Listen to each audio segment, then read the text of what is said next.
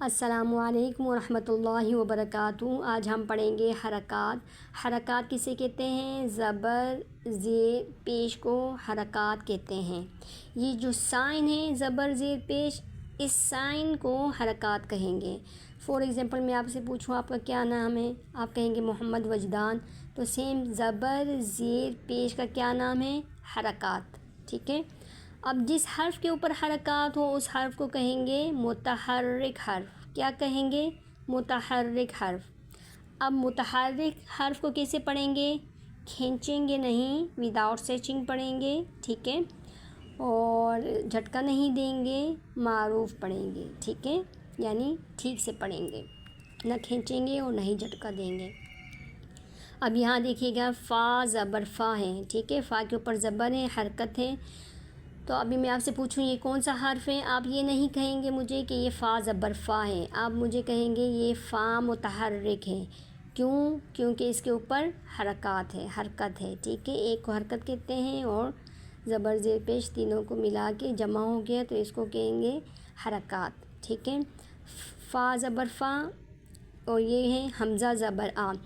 حمزہ ہم لوگوں نے اس لیے کہا کیونکہ الف کے اوپر زبر زیر پیش یا کوئی بھی حرکت آ جائے یا نیچے کوئی بھی حرکت آ جائے، کوئی بھی سائن آ جائے، تب الف کو ہم لوگ الف نہیں پڑھیں گے، حمزہ پڑھیں گے، ٹھیک ہے۔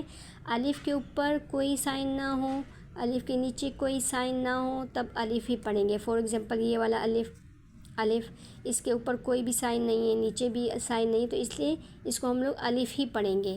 لیکن یہ جو زبر ہے قاف کے اوپر، قاف کو الف کے ساتھ جوائن کریں گے، قاف الف زبر قا، ٹھیک ہے۔ اسی طرح سے خا زبر خا، خا کے اوپر حرکت ہے تو خا متحرک، ذال متحرک۔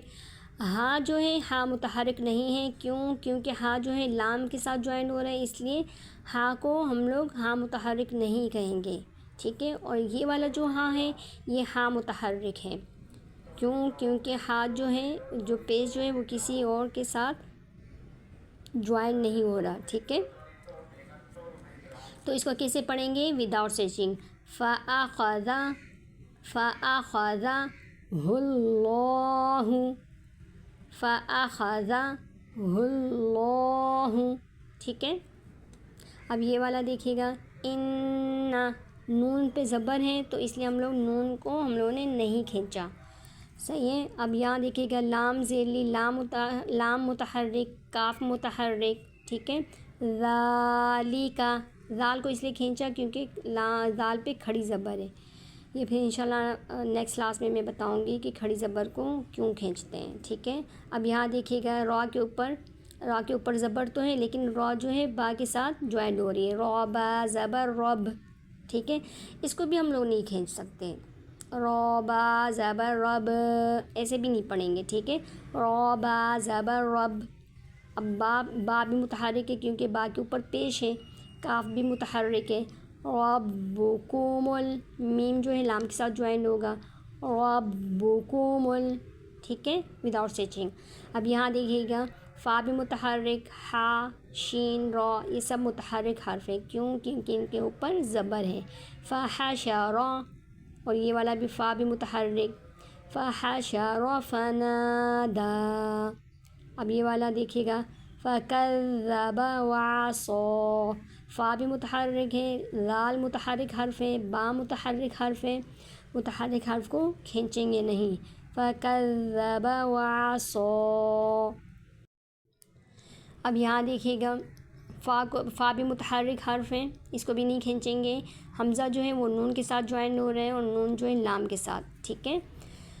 نون بھی متحرک حرف ہے، تا بھی متحرک حرف ہے، ہاں بھی متحرک حرف ہے، ٹھیک ہے۔